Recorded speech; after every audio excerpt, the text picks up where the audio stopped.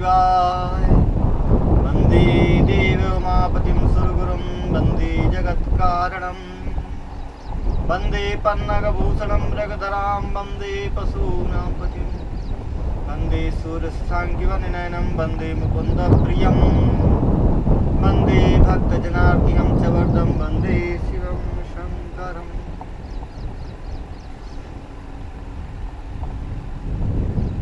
कल हम लोगों ने शिव तत्व का वर्णन श्रवण किया।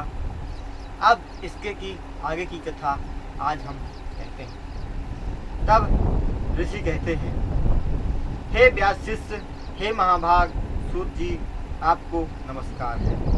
आज आपने परम पवित्र आश्चर्यकारक शिव कथा सुनाई है। उसमें आश्चर्यजनक अत्यंत दिव्य लिंग की सुउत्पत्ति सुनी, जिसको सुनने के प्रभाव से इस लोक में दुख का नाश हो जाता है। हे दयानिधि, ब्रह्मा तथा नारद के संवाद का अनुसरण करके शिव पूजा की विधि को कहिए, जिससे शिव प्रसन्न हो जाते हैं। ब्राह्मण, क्षत्रिय, वैश्य अथवा शूद्रों द्वारा शिव जी की पूजा की जाती है। वह पूजा कैसे करनी चाहिए उसे कहिए, जैसा कि आपने व्यास के मुख से सुना है। कल्याणकारक तथा विवेद सम्मत उनके वचन को सुनकर सूत जी प्रेम पूर्वक उनके प्रश्नों के अनुसार उत्तर देने लगे। जब सूत जी कहते हैं, हे मुनिमरो, आप लोगों ने यह बहुत अच्छी बात पूछी है। उसके रहस्य को जैसा मैंने सुना है उसे अपनी बुद्धि के अनुसार आज मैं कहता हूँ। आप लोग जैसे पूछ रहे हैं इसी प्रकार पहले सनत कुमार ने भी पूछा था। उसे उपमन्यु ने सुना था और उपमन्यु से व्यास ने सुना। उन्होंने मनुष्यों के हित की दृष्टि से वह शिव पूजा आदि विषय मुझे पढ़ाया। महात्मा उपमन्यु ने वही श्री कृष्ण ने सुना और वह मैं तुमसे कहता हूँ, जैसा पहले ब्रह्मा जी ने कहा था। ब्रह्मा जी कहते हैं, हे नारद, सुनो, मैं संक्षेप में लिंग पूजन का वर्णन कर रहा हूँ। हे मुनि, विस्तार पूर्वक यह 100 वर्ष में भी नहीं कहा जा सकता है। इस प्रकार शिव जी का स्वरूप सुखदायक, स्वच्छ तथा सनातन है। सभी मनोरथों की प्राप्ति के लिए उसका भक्ति पूर्वक पूजन करना चाहिए। दरिद्रता, रोग संबंधी कष्ट, शत्रु द्वारा होने वाली पीड़ा एवं चारों प्रकार का पाप तभी तक कष्ट देता है जब तक शिव जी की पूजा नहीं की जाती। महादेव का पूजन कर लेने पर भी सभी प्रकार का दुख नष्ट हो जाता है। सभी प्रकार के सुख प्राप्त हो जाते हैं और अंत में मुक्ति लाभ होता है। जो मनुष्य जीवन पाकर उसे मुख्य सुख संतान को प्राप्त करना चाहते हैं, उन्हें सब सुखों को देने वाले महादेव जी की पूजा करनी चाहिए। ब्राह्मण, क्षत्रिय, वैश्य, शूद्र विधिवत शिव जी का पूजन करे। इससे सभी मनोकामनाएं सिद्ध हो जाती हैं। प्रातः काल ब्रह्म मुहूर्त में उठकर गुरु का स्मरण करके बार बार शिव जी का स्मरण करें। हे मुनि, तीर्थों तथा हरि का स्मरण करके मेरा देवताओं एवं मुनियों का भी स्मरण करें। निरंतर शिव नाम स्तोत्र का भीति पूर्वक पाठ करें। उसके बाद उठकर दक्षिण दिशा की ओर जाकर मल मूत्र का त्याग करे। यह मल मूत्र का त्याग एकांत में करे। हे मुनि, मैं उसी विधि का वर्णन करता हूँ, तो मन लगाकर सुनो। ब्राह्मण शुद्ध मिट्टी को अपनी शुद्धि के लिए 5 बार लगाए, क्षत्रिय 4 बार, वैश्य 3 बार और शूद्र 2 बार। गुद या लिंग में 1 बार, 10 बार बाएं हाथ में, 7-7 बार दोनों हाथों में मिट्टी लगाए। हे तात, प्रत्येक पैर के तलवे में 3-3 बार, फिर 3-3 बार मिट्टी लगाकर हाथों को धोए। स्त्रियों को शूद्रों के लिए बतलाई गई विधि से मिट्टी लेनी चाहिए। हाथ पैरों को धोकर पहले कही गई विधि से मिट्टी का संग्रह करें। अपने वर्ग के क्रम के अनुसार उसके बाद दातौन करें। ब्राह्मण 12 अंगुल दातौन ले, क्षत्रिय 11 अंगुल, वैश्य 10 अंगुल तथा शूद्र 9 अंगुल। यही इसका प्रमाण कहा गया है। इस प्रकार काल देश का विचार कर प्रमाण रहित दातौन को छोड़ दे। षष्ठी, अमावस, नवमी, व्रत का दिन, सूर्यास्त काल, रविवार के दिन तथा श्राद्ध के दिन दातौन न करे। तीर्थ आदि में विधिवत देश काल आदि का नाम लेकर मंत्रोच्चारण करके स्नान करे। धौत वस्त्र धोती को धारण कर एकांत में शुभ स्थान पर बैठकर आचमन करके संध्या वंदन करे। पूजा गृह में प्रवेश करके मन को स्थिर कर यथोचित विधि द्वारा पूजा प्रारंभ करे। पूजा की सामग्री को लेकर अपने आसन पर बैठकर आरंभ में न्यास आदि करके क्रमशः शिव जी की पूजा करें। पहले श्री गणेश जी की, द्वारपालों की, फिर दिक्पालों की पूजा करके तब पीठ की स्थापना करें। एवं अथवा भगवान अथवा स्वयं आसन पर बैठकर पूजा द्रव्यों के समीप में अष्टदल कमल को बनाकर उस पर भगवान शिव जी की स्थापना करें। 3 आचमन करके हाथ पैर धोकर फिर 3 प्राणायाम करके बीच में शिव जी का ध्यान करें। 5 मुख वाले, 10 भुजाओं वाले, शुद्ध स्फटिक मणि के समान रूप वाले, सभी आभरणों से युक्त तथा ब्याग चर्म का दुपट्टा धारण किए हुए उसकी सारूप्यता का स्मरण करके मनुष्य के सभी पाप नष्ट हो जाते हैं। परमेश्वर शिव को पीठ से उठाकर उनकी पूजा करे। फिर देह शुद्धि करके क्रम से मूल मंत्र का न्यास करे। सर्वत्र ओंकार से ही सरंग न्यास करे। हृदय में प्रयोग करके तब पूजा प्रारंभ करे। पाद्य, अर्घ और आचमन के लिए पात्रों की रचना करे। बुद्धिमान पुरुष विधि पूर्वक 9 कुंभों की स्थापना करे। उसे कुशों से ढककर उसमें जल छिड़क कर बुद्धिमान पुरुष उन घड़ों में शीतल जल डाले। द्रव्यों को देखकर ओंकार का उच्चारण करके उसमें खस तथा चंदन पाद्य में डाले। जायफल, कंकोल, कपूर, बरगद के टूस तथा तमाल उसमें कूटकर आचमनी में डाले। इनको देखकर ओंकार का उच्चारण करके उसमें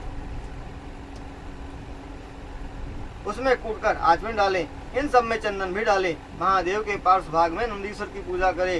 गंध, अक्षत, धूप, दीप आदि द्रव्यों से शिव की पूजा करे।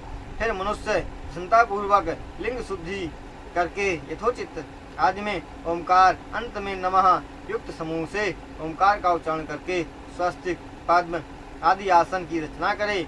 उसके पूर्व दिशा की ओर साक्षात अणिमा में करके यथोचित आदि में ओंकार, अंत में नमः युक्त मंत्र समूह से ओंकार का उच्चारण करके स्वस्तिपाद आदि आसन की रचना करे। उसके से पूर्व दिशा की ओर साक्षात अणिमा में अक्षर को, दक्षिणा को लघिमा, पश्चिम को महिमा, उत्तर दल में प्राप्ति को, आग्नेय को पराक्रम में, नैऋत्य दल को ईशत्व में, वायव्य में वासित्व को और सर्वज्ञत्व को ईशान में, कर्णिका को सोम में, सोम के नीचे सूर्य, उसके नीचे पावक, उसके नीचे धर्म आदि की क्रमशः कल्पना करे। अव्यक्त आदि चारों दिशाओं में सोम के अंत में तीनों गुणों की कल्पना करे। सद्योचार प्रवेक्षा में यदि आदि मंत्रों से परमेश्वर का आवाहन करे। वाम देवाय नमः मंत्र को पढ़कर आसन पर बैठे। रुद्र गायत्री को पढ़कर और अघोरेण मंत्र से उसका निरोध करे। ईशान सर्वविद्यानाम मंत्र से पूजा करे। पाद्य तथा आचमनी से जल देकर अर्घ्य से जल दिलाए। विधि पूर्वक चंदन, गंध, अक्षत आदि चढ़ाकर रुद्र की स्थापना करे। ईशाना सर्वविद्यानाम मंत्र से पूजा करे। पाद्य तथा आचमनी से जल देकर अर्घ्य से जल दिलाए। विधि पूर्वक चंदन, गंध, अक्षत आदि चढ़ाकर रुद्र की स्थापना करे। पंचगव्य के द्रव्यों को एक पात्र में लेकर उसे उन्हें अभिमंत्रित करके ओंकार का उच्चारण कर पहले पंचगव्य से शिव जी को स्नान कराए। फिर दूध, दही, मधु, ईख का रस तथा घी से स्नान कराने से सभी मनोरथ पूर्ण हो जाते हैं। इन पवित्र द्रव्यों में से ओंकार का उच्चारण करते हुए शिव जी को स्नान कराए। साधक को चाहिए कि वह उस जल को सफेद वस्त्र से छानकर पवित्र पात्रों में मंत्र द्वारा डाले। उस जल को तब तक स्वीकार नहीं करे जब तक उसमें चंदन न डाला जाए। उसके बाद प्रसन्न होकर अक्षत चावलों से शिव जी की पूजा करे। कुश, अपामार्ग, कपूर, जाति चंपक, पाटल, सफेद कनेर, मल्लिका और कमल अन्य अनेक प्रकार के फूलों, चंदन आदि से तथा जलधारा से शिव जी का पूजन करें। अनेक प्रकार के पात्रों में जल भरकर शिव जी को स्नान कराना चाहिए। सभी पूजन मंत्रोच्चारण करते हुए करना चाहिए, तभी वह पूजा फल देती है। हे तात, सभी प्रकार की इच्छाओं की सिद्धि के उन मंत्रों को मैं संक्षेप में कहता हूँ, तुम उन्हें सावधान होकर सुनो। पढ़ाए जाते हुए मंत्र तथा कंठस्थ मंत्र, रुद्र सूक्त के मंत्र, नील सूक्त के मंत्र, शुक्ल यजुर्वेद के मंत्रों से यजुर्वेद के होतारम मंत्र, अथर्वशीष के मंत्र, शांति मंत्र, पुनः शांति मंत्र, अरुणी मंत्र, अरुण मंत्रों से इच्छित साम तंत्र से तथा देवव्रत मंत्र से, पुरुष सूक्त युक्त रसंतर मंत्र से, मृत्युंजय के मंत्र से तथा पंचाक्षर नमः शिवाय मंत्र से 1000 जलधारा अथवा 101 जलधारा वैदिक विधि से दे। शिव जी के नाम मंत्रों से दे। उसके बाद शिव जी के ऊपर जल चढ़ाना चाहिए। ओमकार का उच्चारण करके तंबूल आदि चढ़ाना चाहिए। तदनंतर स्फटिक मणि से के सदस्य निष्कल अक्षय समस्त संसार के कारण स्वरूप सब लोक में परम देव ब्रह्मा इंद्र उपेंद्र कल्प विशेष में इंद्र के छोटे भाई विष्णुवायु देवताओं को दृष्टिगोचर न होने वाले वेदज्ञों ने भी जिन्हें वेदांत में अगोचर कहा है, आदि मध्य अंत में रहित सभी रोगों के औषध स्वरूप शिवलिंगों में स्थित शिव तत्व को माना गया है। ओंकार मंत्र के ऊपर उत्तम धूप दीप नैवेद्य तांबूल चढ़ाकर शिव जी की पूजा करे। फिर विधि पूर्वक नीराजन करे, नमस्कार करे, स्रोत पाठ करे, अनेक प्रकार के मंत्रों का उच्चारण भी करे।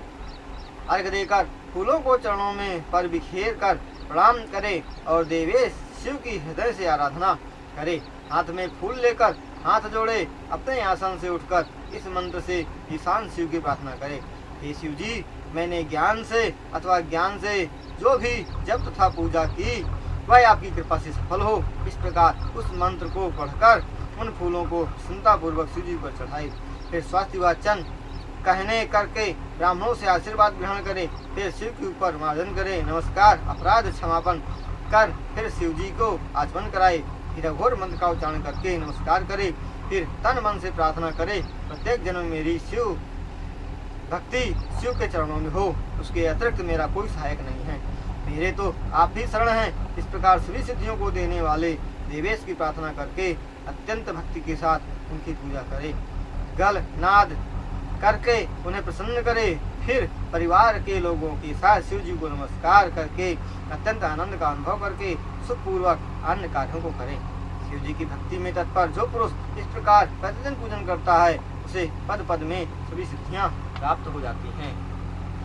वह वाचाल हो जाता है, उसे सभी इच्छित पदार्थ प्राप्त हो जाते हैं। उसके रोग दुख शोक घबराहट तथा बनावटीपन कुटिलता दूसरी विष और भी जो जो दुख उपस्थित होता है कल्याणकारक शिव जी उन सब का नाश कर देते हैं। उसका कल्याण होता है, वह प्रतिदिन उस प्रकार बढ़ता है जैसे शुक्ल पक्ष में चंद्रमा और शिव जी की पूजा करने में उससे सद्गुणों की वृद्धि होती है। हे मुनिवर नारद, इस प्रकार तुमने शिव जी की पूजा विधि कह दी गई है, अब इसके आगे तुम क्या पूछना और सुनना चाहते हो। इस प्रकार शिव महापुराण के अंतर्गत रुद्र संहिता में शिव पूजा विधि नामक नववर्ण नामक 11वां अध्याय संपन्न हुआ। तब नारद जी कहते हैं, हे तात ब्रह्मा जी, प्रजापति आप धन्य हैं, क्योंकि आपकी बुद्धि शिव भक्ति में लगी रहती है। इसी विषय को फिर से भली भांति विस्तार पूर्वक कहिए। हे पुत्र, कमल से उत्पन्न हुए मैंने एक बार सब स्थानों से ऋषियों तथा देवताओं को बुलाकर उनसे कहा, यदि आप लोगों को प्रतिदिन सुख पाने की तथा सभी प्रकार की सिद्धियों को पाने की इच्छा है तो आप लोग मेरे साथ क्षीर समुद्र मुक्ति के तट पर चलिए। इस प्रकार के वचनों को सुनकर वे सभी मेरे साथ वहां पहुंचे जहां सबके हितकारक भगवान विष्णु रहते हैं। हे नारद, वहां पहुंचकर संसार के स्वामी देव जनार्दन हाथ जोड़कर खड़े हो गए। भगवान विष्णु ब्रह्मा आदि देवताओं को खड़ा हुआ देखकर शिव जी के चरण कमलों का ध्यान कर कहने लगे। विष्णु जी ने कहा, हे ब्रह्मा आदि देवताओं, आप किस लिए आए हैं उसे प्रेम पूर्वक कहिए। इस समय मुझे क्या करना है। ब्रह्मा जी कहते हैं, हे विष्णु भगवान के इस प्रकार पूछने पर मेरे साथ सभी देवताओं ने उन्हें पुनः प्रणाम कर अपनी बात को विनम्र शब्दों द्वारा कहा। तब देवता कहते हैं, हे भगवान, प्रतिदिन दुख का नाश करने के लिए किसकी सेवा करनी चाहिए। इस प्रकार के वचनों को सुनकर भक्तवत्सल भगवान देवताओं के सहित मेरी प्रसन्नता के लिए कृपा करके यह कहने लगे। तब विष्णु जी कहते हैं, हे ब्रह्मा जी, आपने और सभी देवताओं ने पहले सुना था, फिर भी मैं तुम्हारे साथ देवताओं के लिए कहता हूँ। जो देखा है और जिसे देख रहे हो उसे फिर क्यों पूछ रहे हो। हे ब्रह्मा जी, सभी देवता प्रायः अपने अपने कार्यों में लगे रहते हैं। सभी दुखों का विनाश करने वाले भगवान शंकर की ही सदा सेवा करनी चाहिए। मैंने और ब्रह्मा ने भी यही बात कही है और तुमने प्रत्यक्ष रूप से आश्चर्यजनक वह घटना देखी भी है। अतः सुख चाहने वालों को उसकी पूजा कभी नहीं छोड़नी चाहिए। देवताओं के भी स्वामी लिंग मूर्ति रूप महेश्वर की पूजा का त्याग करके बांधवों सहित तारपुत्र नष्ट हो गए थे।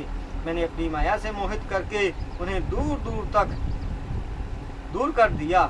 जब वे शिव भक्ति से रहित हो गए तब सभी नष्ट एवं ध्वस्त हो गए। इसलिए लिंग मूर्ति रूपी शिव की सदा पूजा करनी चाहिए। देवों में श्रेष्ठ शिव जी की सदा विशेष रूप से सेवा करनी चाहिए। शिवलिंग की पूजा से ही देव दैत्य तुम और हम सभी श्रेष्ठ हुए हैं। हे ब्राह्मण, आपने यह कैसे भुला दिया? इस लिंग मूर्ति का किसी न किसी कारण से पूजा करना ही चाहिए। हे ब्राह्मण, सभी देवता अपनी कामना की प्राप्ति के लिए शिव जी का पूजन करें। वही बड़ी हानि है, वही महान छिद्र दोष है, वही अंधता तथा मुक्ता है। जिस क्षण में मनुष्य शिव की पूजा नहीं करता, जो शिव जी की भक्ति में लगे रहते हैं और उनमें मन लगाए रहते हैं, जो उनका स्मरण करते हैं, वे दुख नहीं भोगते। सुंदर घर, मनोहर आभूषण धारण की हुई स्त्रियां, पर्याप्त धन, पुत्र पौत्र आदि संतान, आरोग्यता पूर्वक शरीर, अलौकिक सम्मान प्राप्त करना जो पुरुष चाहते हैं अथवा जो स्वर्गीय सुख प्राप्त करना चाहते हैं, उन्हें अंत में मुक्ति लाभ अथवा परमेश्वर की भक्ति मिलती है। ऐसे लोग पूर्व जन्मों जित पाप जन्मोदित पुण्यों की अधिकता से सदा शिव की पूजा किया करते हैं। जो भक्ति पूर्वक प्रतिदिन शिवलिंग की पूजा करता है, उसी की सिद्धि सफल है और वह सभी कभी भी पापों में लिप्त नहीं होता। ब्रह्मा जी कहते हैं, जब विष्णु जी ने देवताओं से ऐसा कहा, तब उन्होंने भगवान को प्रणाम किया और मनुष्यों के सभी कार्यों की सिद्धि के लिए शिवलिंगों का वर्णन करने की उनसे प्रार्थना की। यह सुनकर विष्णु जी ने विश्वकर्मा से कहा, हे मुनिवर, मैं तो सदैव जीवों का उद्धार करने में लगा रहता हूँ। हे विश्वकर्मा, तुम मेरी आज्ञा से शिवलिंगों का निर्माण करके सभी देवताओं को दे दो। ब्रह्मा जी ने कहा। उसके बाद विश्वकर्मा ने अधिकार के अनुसार लिंगों का निर्माण करके मेरी तथा विष्णु की आज्ञा से लिंग देवताओं को दे दिए।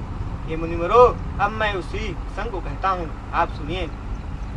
पद्मराग मणि का लिंग इंद्र को, सोने का विश्रवा को, के पुत्र कुबेर को, पीले मणि पुखराज का धर्मराज को, श्याम वर्ण वाला वरुण को, नींद नील मणि का विष्णु को, स्वयं स्वर्णमय ब्रह्मा को, विश्वदेवा तथा वसुओं को चांदी का हे मुनि, पीतल से निर्मित शिवलिंग श्री कुमारों को, स्फटिक मुनि का लक्ष्मी जी को, आदित्यों को तांबे का, मोती का चंद्रमा को, हीरे का लिंग अग्निदेव को, ब्राह्मण तथा उसकी स्त्रियों को मिट्टी का, मैदानों को चंदन का, नाग को प्रवाल का, मूंगे का आदर से दिया, देवी को मक्खन का, योगी को भस्म का, यक्षों को दही का और छाया को पीठी का लिंग दिया।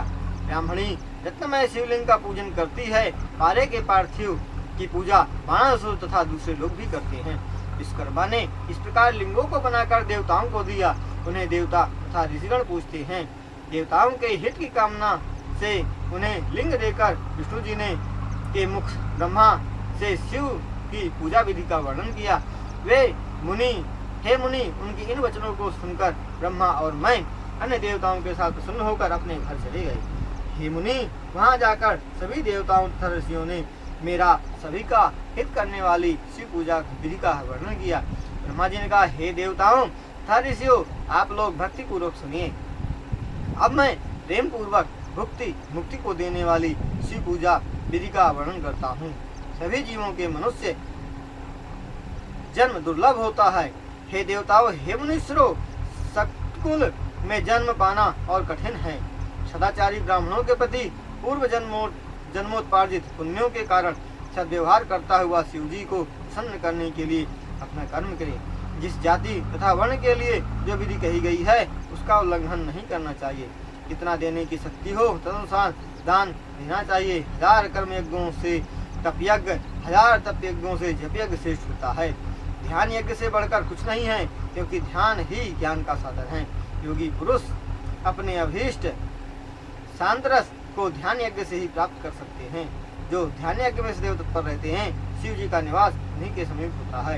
इस प्रकार के ज्ञान संपन्न पुरुषों के लिए प्राच्यत आदि सिद्धियों का विधान नहीं है। हे ब्रह्मा जी, इस शुद्ध विद्या से जो ब्रह्म ज्ञानी इस परम शिव तत्व को जान जाते हैं, उन्हें सुख दुख का विचार करना नहीं पड़ता। धर्म अर्थ धर्म अधर्म जप होम ध्यान तथा ध्यान विधि में जो अपनी विद्या से सदा निर्विकार रहते हैं, हे देवताओं, यह शिवलिंग परम आनंद को देने वाला है। विशुद्ध कल्याण कारक तथा अच्छा स्वरूप है। इसके निष्कल सर्वव्यापी तथा योगियों के हृदय में इसे समझना चाहिए। हे ब्राह्मणों, ब्राह्म बाह्य तथा अभ्यंतर भेद से लिंग के दो प्रकार का कहा गया है। बाह्य लिंग स्थूल और अभ्यंतर लिंग सूक्ष्म कहा गया है। जो कर्म यज्ञ में लगे रहते हैं वे स्थूल लिंग के उपासक होते हैं। जो सूक्ष्म लिंग को नहीं जानते उन्हें समझाने के लिए ही स्थूल लिंग होता है। जिसे आध्यात्मिक लिंग प्रत्यक्ष नहीं होता वह स्थूल लिंग की पूजा करते समय उसका ध्यान करता है। ज्ञानियों का हृदय निर्मल होता है अतः वे अविनाशी भाव से सूक्ष्म लिंग का दर्शन कर लेते हैं। जो योगी नहीं हैं उन्हें स्थूल लिंग की उपासना भी महत्व प्रदान करती है। आश्चर्य है कि दूसरे तत्वार्थवादियों ने के विचार से तो उसमें कोई भेद नहीं है, क्योंकि वह सबके हृदय में निराकार रूप में रहता है और संपूर्ण संसार शिवमय है। इस प्रकार अज्ञानी लोगों के लिए कोई दोष भी नहीं है और उनके लिए कोई विधि तथा निषेध भी नहीं है। इस प्रकार जल में कमल रहकर भी उसमें लिप्त नहीं होता, उसी प्रकार ज्ञानी पुरुष घर में रहने पर भी कर्मों के बंधन में से मुक्त रहता है। जब तक मनुष्य के हृदय में इस प्रकार के ज्ञान का उदय नहीं होता तब तक वह महादेव की उपासना करता रहे। संसार के विश्वास के लिए एक ही सूर्य जल धारा आदि वस्तुओं में अनेक रूप दिखलाई देते हैं। संसार में जो कुछ सत्य तथा असत रूप दिखलाई देता है, हे देवताओं, उसे शिव रूप पर ब्रह्म समझिए।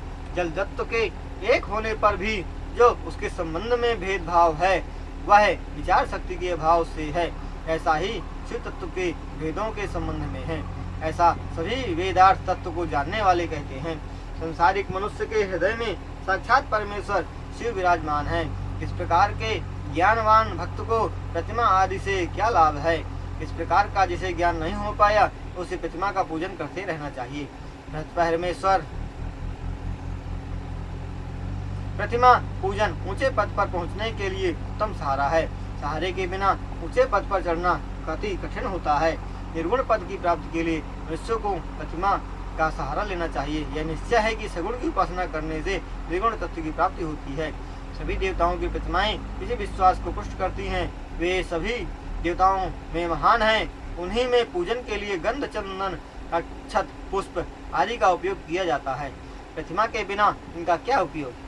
जब तक विज्ञान की प्राप्ति न हो जाए तब तक प्रतिमा का पूजन करते रहना चाहिए। जो ज्ञान प्राप्त किए बिना प्रतिमा का पूजन करना छोड़ देता है उसका निश्चय ही अधःपतन हो जाता है। हे ब्राह्मणों, आप लोग इसलिए मेरी वास्तविक बात को सुनिए। अपनी जाति या वर्ण के लिए धर्म शास्त्रों ने जो कर्म कहा है उससे उसे प्रयत्न पूर्वक करना चाहिए। जहाँ जहाँ जैसी भक्ति कही गई है तद अनुसार पूजन आदि करना चाहिए। बिना पूजा किए तथा बिना दान दिए निश्चित काल से पाप लगता है। जब तक शरीर में पापों का संचय है तब तक सिद्धि नहीं मिलती। पापों के समाप्त हो जाने पर उसके सभी कार्य सफल हो जाते हैं। जिस प्रकार मैले वस्त्र पर अच्छा रंग नहीं चढ़ता, वस्त्र को धोकर उसे रंगा जाए उसमें पूरा रंग चढ़ जाएगा, उसी प्रकार देवताओं की विधि पूर्वक पूजा करने से निर्मल शरीर में जब ज्ञान का रंग चढ़ता है तब विज्ञान की उत्पत्ति होती है। विज्ञान प्राप्ति होने पर ही सात्विक भक्ति उत्पन्न होती है। ज्ञान का मूल भी भक्ति ही कही गई है। भक्ति का मूल मंत्र है सत्कर्म तथा अपने इष्ट देव आदि का पूजन करना। उसका मूल कारण है सद्गुरु और उनका मूल कारण है सज्जनों का सहवास। संगति से गुरु की प्राप्ति, गुरु द्वारा प्राप्त मंत्रों से देवता का पूजन, पूजन से भक्ति और भक्ति से ज्ञान प्राप्त होती है। विज्ञान से परब्रह्म का प्रकाशक ज्ञान प्राप्त होता है। जब विज्ञान की प्राप्ति हो जाती है तब भेद की समाप्ति हो जाती है। भेद के समाप्त होते ही सभी प्रकार के दुख तथा संसारिक उलझने दूर हो जाती है। द्वंद्व तथा दुख से रहित पुरुष साक्षात शिव स्वरूप हो जाता है। हे देवर्षियों, द्वंद्व के समाप्त हो जाने पर ज्ञानी पुरुष को किसी प्रकार का सुख या दुख नहीं होता और उसके लिए किसी प्रकार का विधि निषेध भी नहीं रह जाता। गृहस्थाश्रम से रहित ऐसा विरला ही पुरुष यदि संसार में होता है तो उसके दर्शन से पापों का नाश हो जाता है। तीर्थ भी उस ज्ञानी पुरुष श्रेष्ठ की उस प्रकार प्रशंसा करते हैं जिस प्रकार देवता तथा ऋषिगण पर ब्रह्म स्वरूप शिव जी की। वैसे तो तीर्थ भी नहीं है और न मिट्टी पत्थर के बने हुए देवता ही है। वे तो बहुत समय के बाद मानव को पवित्र करते हैं, किंतु विज्ञानी पुरुष दर्शन मात्र से पवित्र कर देता है। जब तक मनुष्य गृहस्थाश्रम में रहे तब तक वह पंच देवों की प्रतिमाओं का पूजन करे। हे देवो, यह केवल शिव जी की पूजा करे, वे ही सबके मूल है, क्योंकि मूल को सींचने से शाखा आदि सभी तृप्त हो जाते हैं। शाखाओं को सींचने से मूल की प्राप्ति नहीं होती। हे मुनिवरों, इस प्रकार सभी देवताओं के तृप्त हो जाने पर भी शिव जी तृप्त नहीं होते हैं। ऐसा सूक्ष्म बुद्धि वालों को जानना चाहिए। और शिव जी को पूज लेने पर सभी देवताओं की पूजा हो जाती है। सभी प्राणियों के हित में लगे रहने वाले, सभी लोगों का कल्याण करने वाले शिव जी की पूजा सभी प्रकार की इच्छाओं की पूर्ति के लिए करनी चाहिए। शिव महापुराण के अंतर्गत रुद्र संहिता में यह सारा सार विचार वर्णन नामक 12वां अध्याय संपन्न है। तब ब्रह्मा जी कहते हैं, उसके बाद अब मैं उत्तम पूजा विधि को कहता हूँ। हे देवो तथा ऋषियों, आप उसे सुनिए, जिसने सभी कामनाओं की पूर्ति तथा सुख की प्राप्ति होती है। ब्रह्म मुहूर्त में उठकर शाम शिव का स्मरण करे और हाथ जोड़कर सिर झुकाकर उनकी प्रार्थना करे। हे देवेश, हे हृदय में शयन करने वाले, हे पार्वती, आप उठकर ब्रह्मांड में मंगल कीजिए। मैं धर्म जानता हूँ, परंतु मेरी प्रवृत्ति उस ओर नहीं है। मैं जानता हूँ कि यह धर्म है, पर उधर से मेरी प्रवृत्ति नहीं हो पाती है। हे महादेव, आप हृदय में बैठकर जैसी प्रेरणा देते हैं वैसा ही करता हूँ। इस प्रकार भक्ति पूर्वक भगवत स्मरण करने के बाद पूर्व पाद गांव का ध्यान करके घर के बाहर दक्षिणी दिशा की ओर मलमूत्र करने के लिए जाए। बाद में मिट्टी और जल से अपने शरीर की शुद्धि करके हाथ पैर धोकर दातुन करे। सूर्य के उदय होने पर पहले दातुन करके मुख को शुद्ध करने के लिए हाथ में जल लेकर 16 बार कुल्ला करे। हे देवताओं तथा ऋषियों, षष्ठी नवमी अमावस्या तिथियों के तथा रविवार के दिन दातुन न करे। अवसर के अनुसार नदी आदि जलाशयों में घर में स्नान करे। देश काल के विरुद्ध मनुष्य को स्नान नहीं करना चाहिए। रविवार, श्राद्ध, संक्रांति, ग्रहण, महादान तथा उपवास के दिन तीर्थ में जाकर स्नान करे। और शौच में गर्म पानी से कभी स्नान न करे। भक्तिमान पुरुष तीर्थ आदि देवताओं के सम्मुख होकर स्नान करे।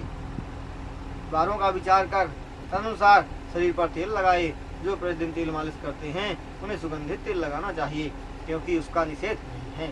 श्राद्ध, ग्रहण अथवा उपवास के दिन प्रतिपदा तिथि के दिन तेल नहीं लगाना चाहिए। ग्रहण के दिन छोड़कर अन्य दिनों सरसों का तेल लगाया जा सकता है। इस काल का विचार करके विधि पूर्वक पूर्व या उत्तर की ओर मुख करके स्नान करें। शिव भक्त कभी उच्छिष्ट वस्त्र को धारण न कर स्नान न करे। शिव जी का स्मरण करता हुआ वह शुद्ध वस्त्र को धारण कर स्नान करे। दूसरे का धारण किया हुआ वस्त्र उच्छिष्ट होता है। इस रात्रि में धारण किया हो उसे उच्छिष्ट नहीं कहते। उससे स्नान करे, फिर उसे छोड़ दे। स्नान करने के बाद देवता ऋषि पितरों की तृप्ति के लिए तर्पण करके आचमन करे। धुली हुई धोती धारण करे। उसके बाद हे ब्राह्मणों, गोबर आदि से लेपे हुए पवित्र स्थान पर जाकर शुभ आसन बिछाना चाहिए। शुद्ध लकड़ी का चिकना बनाया हुआ आसन सभी मनोकामनाओं को देता है, अथवा जिसके लिए जो उचित मृग चर्म आदि का आसन हो उसे ले। उसके ऊपर बैठकर शुद्धि भक्त भस्म से त्रिपुंड धारण करे, और त्रिपुंड धारण करने से जप तप दान सभी सफल होते हैं। भस्म के अभाव में जल से भी त्रिपुंड धारण करे। इस प्रकार त्रिपुंड धारण करके रुद्राक्ष धारण करे। तदंतर अपना नित्य कर्म करके फिर शिव जी की आराधना करें। फिर मंत्रोच्चारण पूर्वक 3 बार, एक बार फिर से गंगा बिंदु कहकर आचमन करें। फिर शिव जी की पूजा के लिए अन्न जल वहां ले आए, और जो भी वस्तु समीप में हो उसे भी पूजा के लिए उपस्थित करें। इन सब पदार्थों को इकट्ठा करके धैर्य पूर्वक वहां बैठे। फिर एक जल गंध अक्षतों से युक्त अर्घ पात्र को वहां अपनी दाहिनी ओर पूजा करने के लिए रखे। तदंतर गुरु का स्मरण कर उनकी आज्ञा प्राप्त कर विधि पूर्वक संकल्प करे, और उसमें अपनी कामना को छोड़कर परम भक्ति पूर्वक सपरिवार शिव जी की पूजा करे। फिर शिव मुद्रा को दिखाकर सिंदूर आदि पदार्थों से रिद्धि सिद्धि सहित गणेश जी की पूजा करे। हमें भगवान शिव का दर्शन हो, इस लाभ को मन में रखकर उनकी पूजा कर ओम नमः शिवाय इस मंत्र से उनके नामों को नमस्कार करें। फिर क्षमा प्रार्थना कर भाई कार्तिकेय से युक्त गणेश जी का पूजन करे और नमस्कार करे। सदा द्वार पर रहने वाले मनोहर नामक द्वारपाल का पूजन कर उसके बाद पार्वती जी का पूजन करे। चंदन, कुमकुम, धूप, दीप, नैवेद्य आदि से करके उसके बाद शिव जी को नमस्कार करके उनके समीप जाए। यदि घर में मिट्टी, सोना, चांदी अथवा किसी धातु का या पारद का शिवलिंग हो तो अपने घर में रहकर नियमों का पालन करना चाहिए।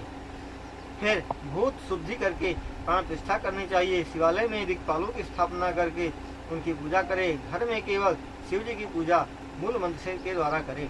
घर में द्वारपालों की स्थापना करने का नियम नहीं है। घर में जिस शिवलिंग की पूजा होती है उसमें सभी स्थित रहते हैं। पूजा के समय सांग तथा सपरिवार शिव जी का आवाहन तथा पूजन करे। इसमें कोई नियम नहीं है। शिव जी के समीप अपना आसन लगाकर उत्तर की ओर मुख करके बैठे, फिर आचमन करे, फिर हाथ धोकर प्राणायाम करे। मूल मंत्र का जप करते हुए इस प्राणायाम को 10 बार करे। फिर 5 मुद्राओं का प्रदर्शन करे। इससे पूजा हाथ में स्थित हो जाती है। इन मुद्राओं का प्रदर्शन करने के बाद पूजा आरंभ करें। वहां दीपक जलाकर गुरु को प्रणाम कर पद्मासन, भद्रासन, उत्तान आसन अथवा पर्यंक आसन लगाकर सुखपूर्वक प्रयोग करें। इसके पहले की भांति पूजा करके पटक शिवलिंग का धारण करें। यदि शिवलिंग घर में स्थित हो तो उक्त विधि की कोई आवश्यकता नहीं है। बाद में शिवलिंग को अर्घ्य में रखकर स्नान कराए। फिर सावधान होकर पूजा सामग्री को जुटाए। तदंतर निम्न मंत्र से देव देव का आवाहन करे। कैलाश के घर पर स्थित पार्वती उत्तम जैसा उनका स्वरूप पहले कहा गया है, निर्गुण सगुण शिव 5 मुख वाले, 10 भुज वाले, 3 नेत्र वृषभध्वज, कपूर के सदस्य गौर वर्ण वाले, दिव्य अंग, चंद्रशेखर जटाजूट धारण किए हुए, व्याघ्र चर्म का दुपट्टा तथा शुभ गज चर्म को धारण किए हुए, वासुकी आदि सर्पों को अंग में लपेटे हुए, पिनाक आदि आयुधों से युक्त, जिनके आगे निरंतर 8 सिद्धियां नाची रहती हैं, भक्त समूह जिनकी जय जयकार कर रहा है और अपने प्रखर तेज से देवताओं द्वारा सेवित हैं, जो दुर्लभ हैं, जो सभी जीवों को शरण देते हैं, प्रसन्न मुख वाले, वेद और तथा शास्त्रों द्वारा स्तुत और ब्रह्मा विष्णु द्वारा स्तुति किए गए भक्त वत्सल आनंद स्वरूप शिव जी का मैं आवाहन करता हूँ। इस प्रकार साम शिव का ध्यान करके उनके लिए आसन लगाए। संपूर्ण पूजा को शिव जी के चतुर्थ्यंत नामों से क्रमशः करे। उसके बाद शिव जी को अर्घ पाद दे। तत्पश्चात परमात्मा शिव को आचमन कराकर प्रश्नापूर्वक पंचामृत के एक द्रव्य से उन्हें स्नान कराए। वेद मंत्रों तथा नाम मंत्रों के चतुर्थ्यंत पादों का भक्तिपूर्वक उच्चारण करके पूजा द्रव्यों को चढ़ाए। सभी इच्छित पदार्थों को शिव जी के ऊपर चढ़ाए। फिर शिव जी को जल से स्नान कराना चाहिए। सुगंधित चंदन तथा दूसरे कस्तूरी आदि अनुलेपम पदार्थ शिव जी को यत्नपूर्वक लगाए और सुगंधित जल की धारा चढ़ाए। फिर षडंग वेद मंत्रों द्वारा 11 नाम मंत्रों से स्नान कराकर वस्त्र से मार्जन करे। फिर शिव जी को आचमन कराकर वस्त्र अर्पित करे। तिल, जौ, गेहूं, मूंग, उड़द उन मंत्रों से इन द्रव्यों को अर्पित करे। निरंतर पंचमुखी शिव जी को फूल चढ़ाए। अपने इच्छानुसार प्रत्येक मुख का ध्यान करे। कमल, सूर्येशस, शंख पुष्प आदि पुष्प, धतूर पुष्प, मंदार पुष्प, द्रोण यानी गुमा का फूल तथा तुलसी पत्र, विशेष करके बिल्वपत्र से परम भक्ति से भक्तवत्सल शिव जी की पूजा करे। और यदि पुष्प आदि ना मिले तो बिल्व ही शिव जी को चढ़ाए। बेलपत्रों को चढ़ाने से संपूर्ण पूजा सफल हो जाती है। इस सुगंधित चूर्ण और तेल अत्यंत प्रसन्न होकर चढ़ाना चाहिए। फिर गूगल तथा अगर की धूप दे। फिर शिव जी को घृत दीप से देकर इस मन से अर्घ दे। फिर सद्भाव तथा भक्ति से अशक्त शिव जी का मार्जन करे। फिर इस प्रकार प्रार्थना करे, हे शिव, आप मुझे रूप, यश तथा सुख भोग दीजिए, भुक्ति तथा मुक्ति रूप फल दीजिए, हमारा अर्घ स्वीकार कीजिए, आपको नमस्कार है। फिर शिव जी के लिए विभिन्न प्रकार का उत्तम नैवेद्य दे। फिर कुछ देर बाद भक्ति पूर्वक आचमन कराए। उसके बाद सांगोपांग पान अर्पण करे। फिर 5 बत्ती जलाकर इस प्रकार आरती करे। चरणों में 4, नाभि के पास 2, एक मुख में, 7 बार संपूर्ण अंग में। फिर ध्यान करके इस मंत्र का उच्चारण करे। उचित संख्या तथा ज्ञान के अनुसार मंत्र का प्रयोग भक्त को करना चाहिए। गुरु द्वारा निर्दिष्ट मार्ग से मंत्र का जप करना चाहिए। प्रसन्नता पूर्वक विधि स्त्रोतों से शिव जी की स्तुति करनी चाहिए। फिर धीरे धीरे शिव जी की प्रदक्षिणा करे।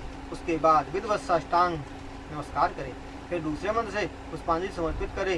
परेश शिव को संतोष के लिए ज्ञान से जो मैंने पूजा कही है, हे शिव जी, आपकी कृपा से वैसा सफल हूँ। मैं आपका हूँ, मेरे प्राण आपके सहारे हैं और मेरा मन आप में लगा हुआ है। हे पार्वतीश, हे भूतनाथ, ऐसा जानकर मेरे ऊपर प्रसन्न होइए, क्योंकि जिनका पैर भूमि पर फिसलता है उनका सहारा भूमि ही होती है। अतः आपकी पूजा में मुझसे जो अपराध हुए हैं उसमें आप ही रक्षक हैं। इस प्रकार विधि पूर्वक करने निवेदन करके पुष्पांजलि अर्पण करके बार बार स्तुति करे।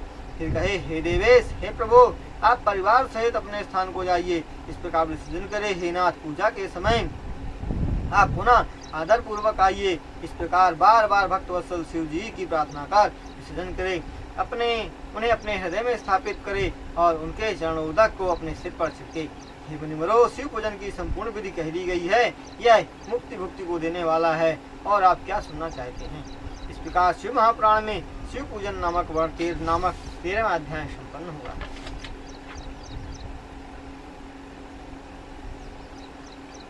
तब ऋषि कहते हैं, हे व्यास शिष्य महाभाग, आप प्रमाण पूर्वक कहिए, किन पुष्पों से किए पूजे गए शिव जी किस फल को देते हैं। तब सूर्य कहते हैं, हे सौनक आदि ऋषियों, आप लोग आदर पूर्वक सुने। आज मैं प्रेम पूर्वक फूल चढ़ाने की विधि को कहता हूँ।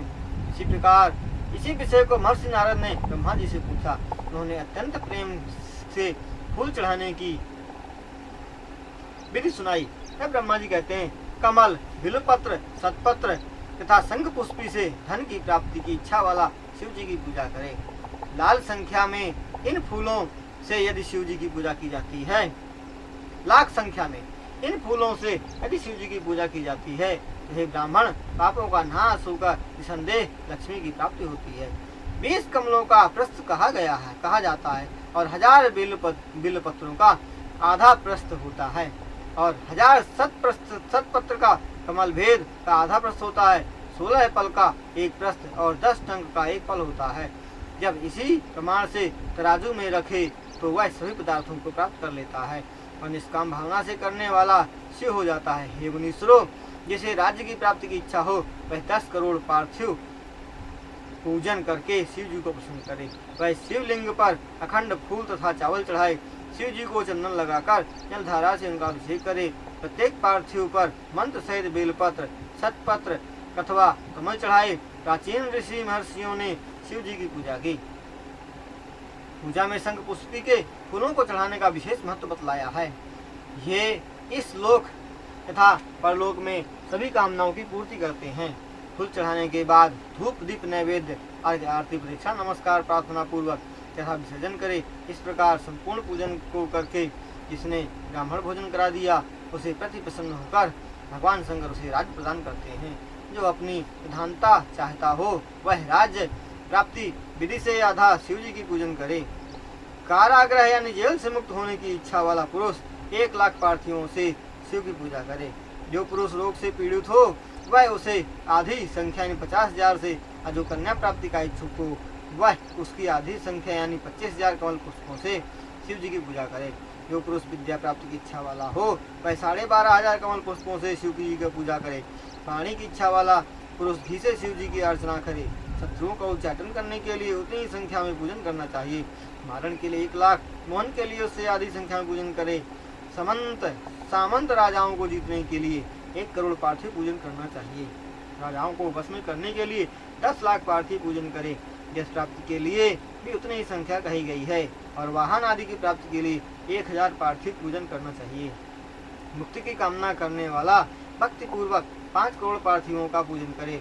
ज्ञान प्राप्ति की इच्छुक 3 लोकों का कल्याण करने के लिए वाले शिव जी के 1 करोड़ पार्थिव लिंगों की पूजा करे।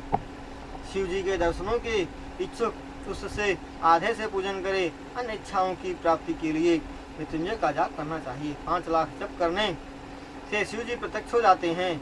कोई 1 लाख से शिव जी का पूजन करते हैं।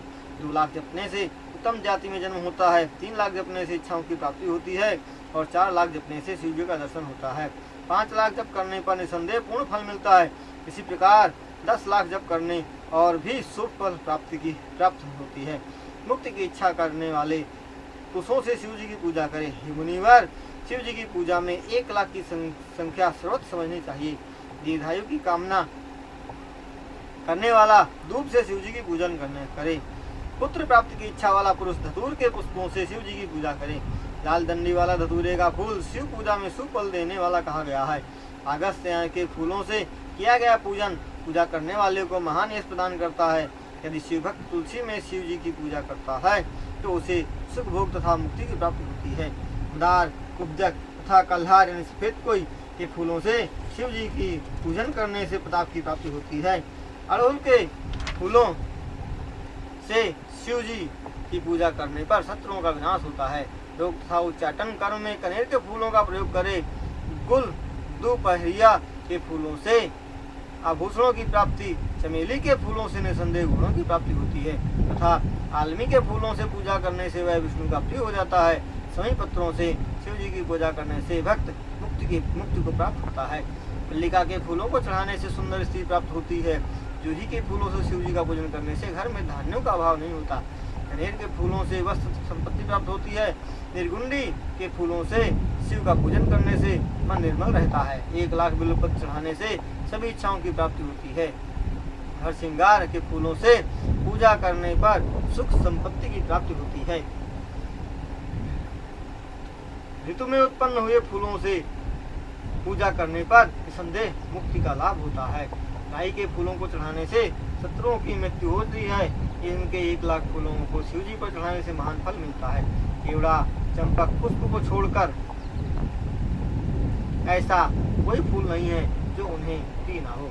अतः चंपक और केवड़ा का फूल शिव जी को न चढ़ाएं, बस इसके आगे अन्नों द्वारा शिव जी की पूजा करने का फल उसका प्रमाण कहा जा रहा है। हे श्रेष्ठ, उसे प्रेम पूर्वक सुनो। शिव जी पर चावलों को चढ़ाने से मनुष्यों का धन बढ़ता है, परंतु वे चावल शिव जी के ऊपर अखंड भक्ति भाव से चढ़ाने चाहिए। वे तांडुल खंडित चावल 6 प्रस्थ 3 प्रस्थ 2 पल अथवा गिनती में 1 लाख हों। उस पूजा में शिव जी की प्रधानता होनी चाहिए। फिर एक सुंदर वस्त्र शिव जी पर चढ़ाएं। यही तांडुल चढ़ाने की उत्तम विधि है। निरंतर उसके ऊपर एक श्रीफल रखकर गंध अक्षत फूल आदि चढ़ाएं। फिर धूप दीप आदि चढ़ाकर संपूर्ण पूजा का फल प्राप्त होता है।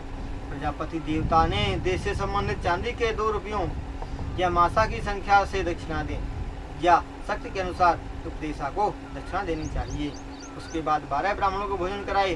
जब संपूर्ण मंत्र पूर्वक लक्ष्य ग्राम प्रमाण पूजन हो जाए तब मंत्र की विधि 108 कही गई है। उसके बाद शिव जी के ऊपर एक लाल पल परिमाण में तिल चढ़ाए। हे महापापों का जो चढ़ाने से महापापों का विनाश हो जाता है। 11 पल यानी 44 तोला में 1 लाख तिल हो जाते हैं। अपना हित चाहने वाले को पूर्ववत शिव पूजन करना चाहिए। इस अवसर पर शिव भक्त को ब्राह्मण भोजन कराना चाहिए, जिससे महापापों के कारण उत्पन्न दुख का शीघ्र ही नाश हो जाता है। हे पार्वती, इसी प्रकार 1 लाख जौ से शिव जी की पूजा कही गई है। अष्टप्रस्थ वाला 4 प्रस्थ अथवा 2 पल वाला इसका प्राचीन मान है। मुनियों ने जौ से की गई पूजा को स्वर्ग का सुख देने वाली कहा है। फल प्राप्ति की इच्छुक भक्तों को प्रजापति को प्रसन्न करने के लिए ब्राह्मणों को भोजन कराना चाहिए। गेहूं से की गई पूजा से शिव जी प्रसन्न होते हैं। 1 लाख गेहूं से यदि शिव जी की पूजा की गई है तो उसकी संतान की वृद्धि होती है। आधे द्रोण में 1 लाख गेहूं होते हैं। शेष विधान विधि पूर्वक करना चाहिए। मूंगों के द्वारा पूजा करने से शिव जी सुख प्रदान करते हैं। 7 प्रस्थ या आधे प्रस्थ से अथवा 2 पल में 1 लाख मूंग हो जाती है, ऐसा प्राचीन विद्वानों ने कहा है। तथा 11 ब्राह्मणों को भोजन भी कराना चाहिए। धर्म के अध्यक्ष परमात्मा के प्रियंगु के फूल से पूजन करने से धर्म अर्थ काम की वृद्धि होती है। यह पूजा सुखद होती है। 1 प्रस्थ में 1 लाख प्रियंगु होते हैं, ऐसा प्राचीन विद्वानों ने कहा है। उसके बाद 12 ब्राह्मणों को भोजन कराना चाहिए। राई द्वारा शिव जी की पूजा करने से शत्रुओं की मृत्यु हो जाती है। 20 पल सरसों गिनने में 1 लाख होते हैं। उसके द्वारा शिव पूजन करने से शत्रुओं का विनाश हो जाता है। अरहर के पत्तों से शिव जी को शोभित करके उसकी पूजा करें। शिव जी के लिए 1 गाय और 1 बैल दान में दे। काली मिर्च द्वारा की गई पूजा शत्रु विनाशक मानी गई है। अरहर के पत्तों से रंग करके शिव जी की पूजा करनी चाहिए। इस प्रकार की यह पूजा अनेक प्रकार के सुखों को प्रदान करके सभी फलों को देती है। हे मुनिवर, मैंने तुमसे धान्य द्वारा की जाने वाली पूजा का मान कह दिया है। अब हे श्रेष्ठ, फूलों द्वारा लक्ष्मण प्रेम से सुनो। सूक्ष्म मान को जानने वाले वेद व्यास ने 1 प्रस्थ परिमाण में 1 लाख शंख पुष्प होते हैं। कहा गया है 11 प्रस्थ में 1 लाख जाति यानी चमेली के फूल होते हैं। इतना ही युथिका यानी जूही के फूलों का मान होता है। उससे ज्यादा राई के फूलों का मान होता है। मल्ली के फूल 20 प्रस्थ में 1 लाख होते हैं। 1 शेर से कुछ कम में 1 लाख तिल के फूल होते हैं। गनेर के फूलों का प्रमाण उससे दुगना कहा गया है।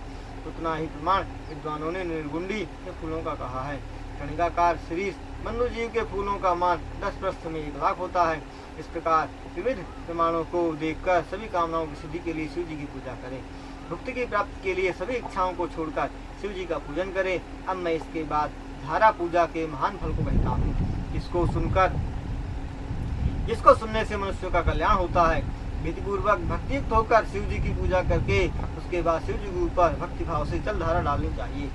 जल रोग में जब रोगी अंड बकने लगता है, उसकी शांति के लिए शिव जी के ऊपर शतरुद्री मंत्र अथवा 11 रुद्र से जल धारा डालने से रोगी को शांति मिलती है।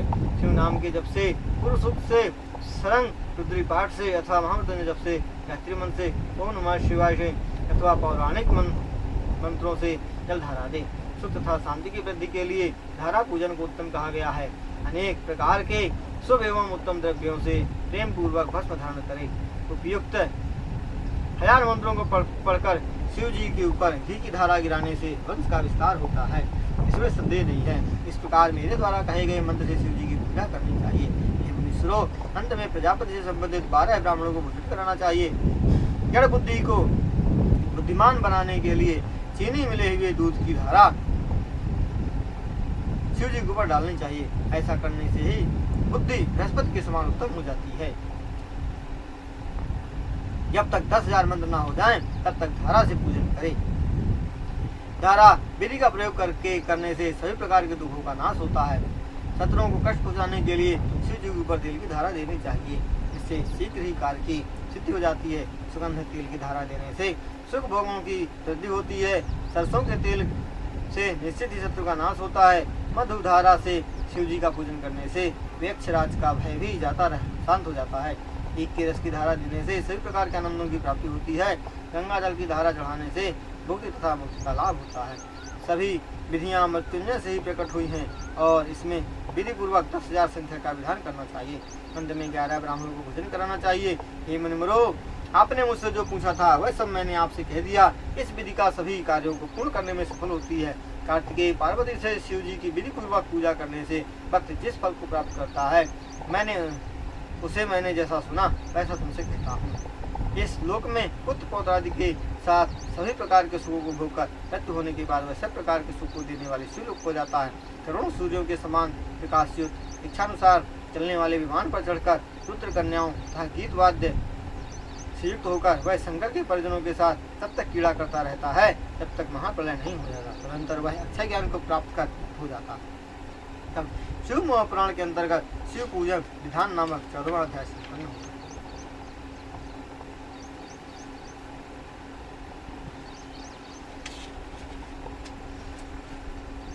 तब नारद जी कहते हैं, देवताओं में श्रेष्ठ महाभाग ब्रह्मा जी, आप धन्य हैं। आपने आज हमें परम पवित्र शिव कथा सुनाई। उसमें भी हमने अत्यंत आश्चर्यकारक दिव्य एवं शुभ लिंग की उत्पत्ति सुनी, जिसके प्रभाव से इस जन्म में दुखों का नाश हो जाता है। अब आप उसके बाद जो लिंग का महात्म्य, उसका चरित्र और सृष्टि का प्रकार हुआ, इससे ने विशेष रूप से कहिए। तब ब्रह्मा जी कहते हैं, आप लोगों ने ठीक पूछा। उसके बाद जो हुआ उसे मैंने सुना था, उसी को संक्षेप में कहता हूँ। शिव रूपी उस सनातन देव के अंतर्धान हो जाने पर के बाद हे ब्राह्मण वर, मैंने और विष्णु ने अधिक सुख पाया। मैंने और विष्णु ने क्रमशः हंस और वाराह के रूप से संपूर्ण सृष्टि को उसकी रक्षा करने की इच्छा से उसे घेर लिया। तब नारद जी कहते हैं, अत्यंत बुद्धिमान ब्रह्मा जी, मेरे हृदय में बहुत बड़ा संदेह है। आप अपार कृपा करके शीघ्र ही उसे दूर करें। आप दोनों ने अन्य अनेक रूपों को छोड़कर हंस और वाराह का रूप ही धारण क्यों किया? इसका कारण क्या है? सूत जी कहते हैं, महात्मा नारद के इन वचनों को सुनकर शिव जी के चरण कमलों का ध्यान करके ब्रह्मा जी ने आदर के साथ कहा। तब ब्रह्मा जी कहते हैं, ऊपर की ओर जाने में हंस की गति निश्चल होती है। जल और दूध के विभाजन की भांति उसमें तत्व अथवा अतत्व का ज्ञान होता है। इस प्रकार अज्ञान और ज्ञान का विवेचन करने में हंस समर्थ होता है। इसलिए सृष्टि करने वाले ब्रह्मा ने हंस का रूप धारण किया। जब उसने ज्योतिष रूप से तत्व का ज्ञान प्राप्त नहीं हुआ, तब तक वह उसी में लीन हो गया। जिसकी प्रवृत्ति सृष्टि करने में लगी हो, उसे ज्ञान कैसे हो सकता है? इसलिए हंस रूप धारण करने पर भी मैं ज्ञान प्राप्त न कर सका। नीचे की ओर जाने में सुअर की निर्वाध गति होती है, इसलिए भगवान विष्णु ने जंगली सुअर का रूप धारण किया। अथवा विष्णु भगवान ने 12 कल्प के लिए पुत्र रूप धारण किया था। जिस दिन से भगवान श्री हरि ने इस रूप को धारण किया, तभी से वाराह कल्प प्रारंभ हुआ। उस वाराह कल्प को धारण करने से जब तक पहली बार उनकी इच्छा हुई तब वे प्रत्येक कल्प में इस वाराह कल्प की पुनरावृत्ति होती रहती है। हे नारद, इस प्रकार मैंने तुम्हारे प्रश्नों के उत्तर दिए, उन्हें तुम सुनो। हे मुनिवर, अब मैं शिव चरण कमलों का ध्यान करके षष्टिकम को कहता हूँ। महादेव के अंतर्धान हो जाने पर मैं तीनों लोगों का पितामह है। ब्रह्मा उनकी आज्ञा का पालन करने के लिए ध्यान मग्न होकर उन्हीं का स्मरण करने लगा। शिव जी को प्रणाम करके विष्णु भगवान से ज्ञान प्राप्त करके अत्यंत आनंदित होकर मैं षष्टि करने में लग गया। विष्णु भगवान भी शिव जी को प्रणाम करके मुझे यथोचित उपदेश देकर हितात पे अंतर्ध्यान हो गए। शिव जी की कृपा को पाकर ब्रह्मांड के से बाहर वैकुंठ नगर में जाकर वहाँ विष्णु जी सदा निवास करने लगे और मैंने सृष्टि करने की इच्छा से शिव तथा विष्णु का स्मरण कर सबसे पहले जल की सृष्टि की तथा उसमें अपने हाथों से एक अंजलि जल डाला। हे विप्र, तब उसमें 24 तत्वों वाला एक अंड प्रकट उत्पन्न हुआ। उस जल स्वरूप को न देखने के से वह विराट रूप हो गया। तब मैं संदेह में पड़कर विष्णु का ध्यान करता हुआ 12 वर्षों तक कठोर तप करने लगा। हितात उस समय स्वयं भगवान विष्णु प्रकट होकर मेरे अंगों का स्पर्श करते हुए प्रसन्न होकर मुझसे कहने लगे। तब विष्णु कहते हैं, ब्रह्मा जी वरदान मांगे, मैं आपसे प्रसन्न हूँ। संसार में ऐसी कोई वस्तु नहीं है जो तुम्हें ना दी जा सके। मैं शिव जी की कृपा से तुम्हें सब कुछ दे सकता हूँ। ब्रह्मा जी ने कहा, हे महाभाग, यह आपका कथन सर्वथा सत्य है कि शिव जी ने मुझे आपको दे दिया। मैं उन्हीं का कहा मांगता हूँ। आपको प्रमाण है, आप मुझे दीजिए। यह विराट रूपी अंड 24 तत्व से युक्त है। प्रारंभ में इसमें चेतना नहीं होती है, अब यह जड़ रूप दिखलाई देता है। हे विष्णु जी, आप आज शिव जी की कृपा से प्रकट हुए हैं, अतः आप शिव जी की शक्ति से इस अंड को चेतना और चेतन बनाइए। ब्रह्मा जी के ऐसा कहते ही शिव जी की आज्ञा में पालन करने में तत्पर महाविष्णु अनंत रूप को धारण कर उस अंड के भीतर प्रवेश कर गए। वह पुरुष 1000 सिरों, 1000 आंखों तथा 1000 चरणों से संपूर्ण पृथ्वी पर आक्रमण करके उसी अंडे में व्याप्त हो गया। मेरी प्रार्थना से जब विष्णु भगवान उस अंडे में प्रवेश कर गए तब वह 24 तत्वों वाला अंडा चेतनायुक्त हो गया। पाताल से लेकर 7 लोकों के स्वामी हरि स्वयं विराट रूप में सुशोभित हुए। उस 7 लोकों में सबसे ऊपर परम सुंदर कैलाश नगर था, जिसे भगवान शिव ने अपना निवास स्थान बनाया। हे देवर्षि, इस समय ब्रह्मांड तथा वैकुंठ का भी अभाव हो जाता है, उस समय भी कैलाश का नाश नहीं होता है। हे मुनिवर, मैं सत्य पद का आश्रय लेकर स्थिर हूँ। हे तात, महादेव की आज्ञा से मैं षष्टि कार्य करने लगा। जब मैं षष्टि करने लगा तब सबसे पहले पाप सृष्टि हुई, जो बुद्धि आदि अविद्या पंचक तमोगुण प्रधान थी। उसके बाद मैंने प्रसन्नचित्त होकर स्थावर पदार्थों की सृष्टि की। फिर निसंग चेतना मुख सर्ग की सृष्टि करने के लिए शिव जी की आज्ञा से ध्यान करने लगा। उस सृष्टि को देखकर मैं अपने कार्य की सिद्धि के लिए दूसरे प्रकार की सृष्टि करने लगा। तीर से चलने वाले गाय आदि प्राणी प्रकट हुए, वे दुख रूप थे, वे भी मेरे मूल उद्देश्य को सिद्ध न कर सके। उसे भी व्यर्थ समझकर जब मैंने पुनः ध्यान किया तब शीघ्र ही ऊपर को जाने वाली सत्वगुण की युक्त सृष्टि उत्पन्न हुई।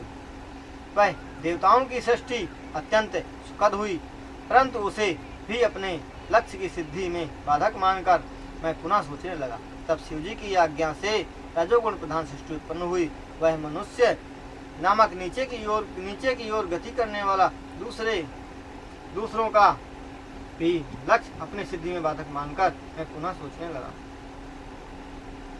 फिर शिव जी की आज्ञा से भूत आदि की सृष्टि हुई। इस प्रकार मैंने 5 प्रकार की सृष्टि की। इस प्रकार ब्रह्मा द्वारा प्रकृति के 3 सर्ग हुए। उसमें पहला महत्सर्ग, दूसरा सूक्ष्म भौतिक और तीसरा वैकारिक सर्ग हुआ। इस प्रकार ये 3 प्राकृतिक सर्ग हैं। प्राकृतिक और वैकृतिक सर्गों को मिलाकर ये 8 प्रकार की सृष्टियाँ कही गई हैं। नवा कुमार सर्ग है, यह प्राकृत तथा वैकृत दोनों ही है। इसमें अवान्तर भेदों का वर्णन नहीं कर सकता। अब मैं द्विजात्मक सर्ग का वर्णन करता हूँ, जो थोड़ा उपयोगी है, जिसमें सनक आदि ऋषियों की उत्पत्ति हुई थी। ये सनक आदि मेरे मानस पुत्र हैं, ये मेरे ही समान थे। ये 5 तपस्वी तथा महावैराग से युक्त थे। वे महाज्ञानी मेरी ही आज्ञा से संसार से विमुख थे और शिव जी के ध्यान में तत्पर थे। उन्होंने आगे सृष्टि करना स्वीकार नहीं किया। हे मुनिवर, नारद, उनके षष्टि निषेध के उत्तर को सुनकर मैं अत्यंत क्रुद्ध होकर मोह में पड़ गया। हे मुनिवर, क्रोध और मोह से व्याकुल होकर होने पर मेरी आंखों से आंसुओं की कुछ बूंदें गिरी। उस समय मन से स्मरण करते हुए शीघ्र वहां आकर भगवान विष्णु ने मुझे समझाया, तुम शिव जी को प्रसन्न करने के लिए घोर तपस्या करो। हे मुनिवर, विष्णु भगवान से यह शिक्षा पाकर मैंने अत्यंत घोर तप किया। षष्ठी की तपस्या करते हुए मेरे बाहों तथा नासिका के बीच में स्थित अभिमुक्त स्थान से विशेषकर मेरे शरीर से त्रिमूर्ति के आदि कारण कृपानिधि अर्धनारीश्वर होकर पूर्णांश सकलेश्वर उत्पन्न हुए। पुनः जन्मा तेजो राशि साक्षात उमापति सर्वज्ञ सब कुछ करने वाले नील लोहित भगवान शंकर को देखकर नमस्कार करके अत्यंत भक्ति पूर्वक स्तुति करके मैं अत्यंत प्रसन्न हुआ। मैंने देव देवेश महेश से कहा कि आप अनेक प्रकार की सृष्टि कीजिए। तब देव महेश्वर ने मेरे वचनों को सुनकर अपने समान अनेक रुद्र गणों की सृष्टि करने लगे। तब महारुद्र महेश्वर से मैंने पुनः कहा, हे देवेश, आप जन्म मृत्यु के भय से युक्त प्रजा की रचना कीजिए। हे मुनिवर, करुणा के समुद्र महादेव जी इस प्रकार मेरे वचनों को सुनकर हंसकर बोले। महादेव जी ने कहा, हे ब्रह्मा जी, मैं जन्म मरण के भय से युक्त अशोभन तथा अपने पाप कर्मों के कारण दुख रूपी समुद्र में डूबे रहने वाली प्रजा की रचना नहीं करूंगा। मैं तुम्हें दुख रूपी समुद्र में डूबी हुई प्रजा का उद्धार करता हूँ और मैं अपनी गुरु मूर्ति से उन्हें भली भांति ज्ञान देता रहता हूँ। हे प्रजापति, तो कैसे पूर्ण प्रजा की सृष्टि तुम ही करो, मेरी आज्ञा से तुम माया के बंधन में नहीं फंसोगे। तब ब्रह्मा जी ने कहा, इतना कहकर श्रीमान नील लोहित भगवान शिव जी अपने गुणों से मेरे देखते ही देखते शीघ्र अंतर ध्यान हो गए। इस प्रकार शिव महापुराण में रुद्र संहिता के अंतर्गत रुद्रावतार का आविर्भाव नामक वर्णन नामक 15वां अध्याय समाप्त हुआ। ओम नमः शिवाय। वंदे देव उमापतिं सुरगुरुं वंदे जगत कारणं वंदे पन्नगभूषणं मृगधरां वंदे पशूनां पतिं वंदे सूर्यशशांकी वन्यनयनं वंदे मुकुंद प्रियं वंदे भक्तजनार्तिहं च वरदं वंदे शिवं शंकरम्। हरिचरण कृतं वा कायजं कर्मजं वा श्रवणरण्यं वा मानसं वा अपराधं वेदमेतं वा शरणमेतच्छमस्व। जय जय करुणाब्धे महादेव शंभु।